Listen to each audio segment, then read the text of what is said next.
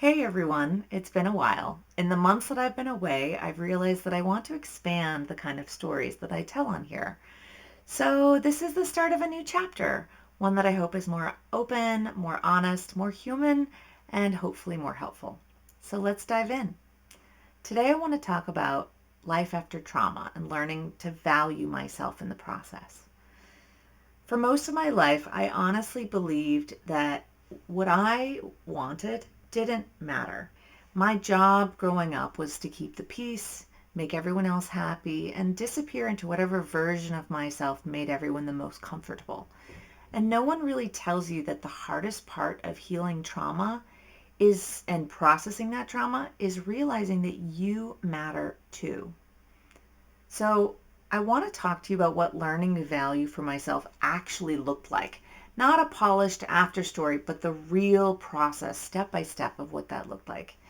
I'm going to share with you what trauma did to my self worth, the moments in my life where I didn't value myself at all, what rebuilding that value has looked like, and honestly, some real things that helped me to start enforcing that value around me, and some examples so that hopefully you can think about those and mirror them in your own life.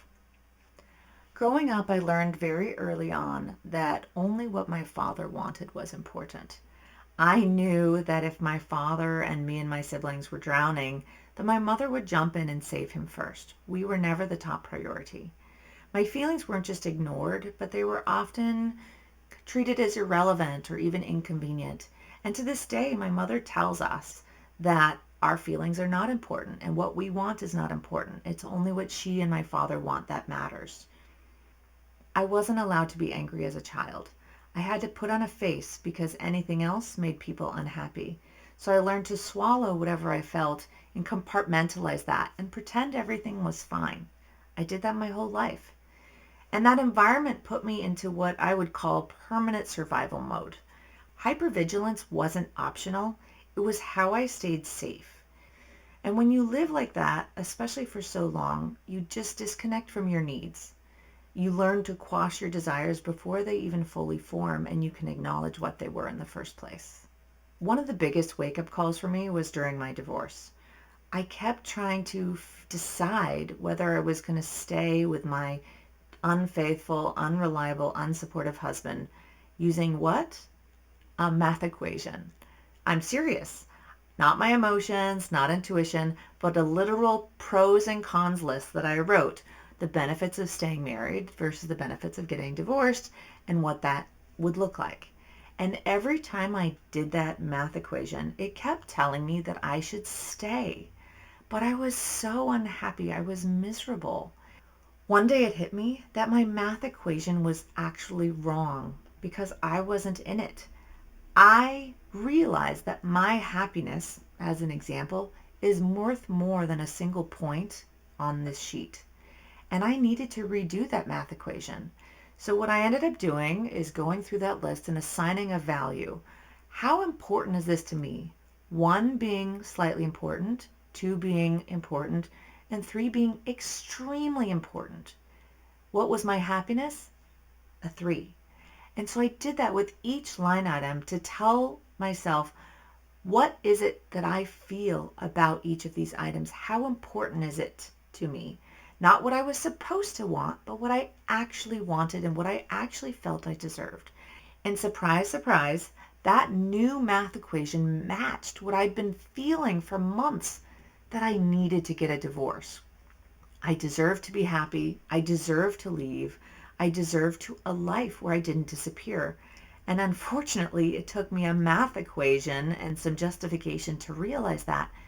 But this was so helpful to me to build in what was important to me and not just some generic pros and cons list about what society tells us is important. Trauma does so many things to our value and to our self-worth. It can be really challenging to push over those obstacles and those conditionings. Number one, trauma makes you feel small. It teaches you to make yourself small. Teaches you to shrink yourselves so everyone else can be bigger. Number two, you learn to anticipate others' needs over your own. What you want is never that important, and hypervigilance becomes your love language. Number 3, you stop believing that your happiness matters. And like my divorce example, you stop putting yourself into the decision making and only thinking about what everyone else wants around you. For me, this showed up everywhere. I was always worried about what everyone else wanted before what I wanted. At work, I would put in 100 hours a week, burn myself out because it made my boss happy. In relationships, I always put my partner first and not my own needs. I was getting taken advantage of. I was prioritizing their needs, opinions, desires before I even considered my own. I didn't ever consider the impact that this had on me, my physical and mental health. I genuinely believed that everyone's needs were more important than my own. When I finally started realizing how flawed this thinking was, that's when I started making a concerted effort to rebuild value in my life. And the first way I started doing that is I started allowing myself to disappoint people, which is really hard for me to do.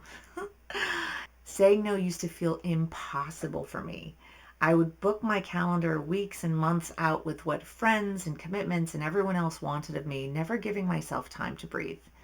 One example is I'd always been heavily involved in nonprofits, and one day I was approached asking if I could take on a very large project. And saying no to that was physically painful, like I was doing something criminal or doing something wrong, but I said no. And it was the first time I really said to myself that I needed to say no to protect my own time and my own peace and make sure that I could focus on things I really wanted to do and not just what everyone else wanted me to do. And to be fair, I still justified it with excuses. I'm so sorry I can't do it because this. I wasn't ready for the no to stand on its own yet. But it was one step closer to feeling that I was important and really valuing myself in the process. And I continue to struggle, but I do it. I do say no. I'm better at it. And every time I've done it since, I've gotten a little better at not apologizing for it in the meantime. Another concerted effort I've made in valuing myself is ensuring and triple checking that I am letting my physical, mental health, and my happiness have an actual weight in decision making. For example, I love spending time with my friends and family, but I used to say yes to everything, even when I was physically and mentally exhausted. Several years ago, my mother repeatedly kept violating boundaries at family events. I finally hit a breaking point. I was so tired of being so stressed out before and after events because of the trauma she continued to bestow on me and that I was allowing to happen by showing up to these events and letting her violate boundaries over and over again, that I hit a breaking point. I booked a flight out of state and I told my family that I would not be coming to Thanksgiving or Christmas, and I told them exactly why. And here's the thing. For the first time, she finally took me seriously. Once I put myself first, instead of prioritizing what everyone else around me wanted, the dynamic changed. And she finally started respecting my boundaries, at least most of the time, because I was enforcing them. The next thing I started doing is I started giving myself permission to leave jobs and relationships sooner. Relationships have always been hard for me. I'm naturally a giver, and I always ended up gravitating toward takers. Pretty natural phenomenon. But in 2018, after yet another very draining burnout relationship, I finally realized something important. I was the common denominator. I kept choosing people who didn't value me because I wasn't valuing me. So what did I do? I took a break from dating. I decided I needed to take some time off and really focus on myself. I started working with a therapist, and what we did is we processed some of the challenges from my prior relationships and created rules before I started dating again. Things, for example, as they have to be a giver also, and they have to want a long-term committed relationship like I did. No more of this, oh, I don't know what I want from 40-year-old men. That's ridiculous. Every time I went on a date, my therapist and I would talk through it and review the outcome of that date. And she would remind me of my rules and help coach me on saying no, even when my trauma instincts push me to accept and compromise on those values.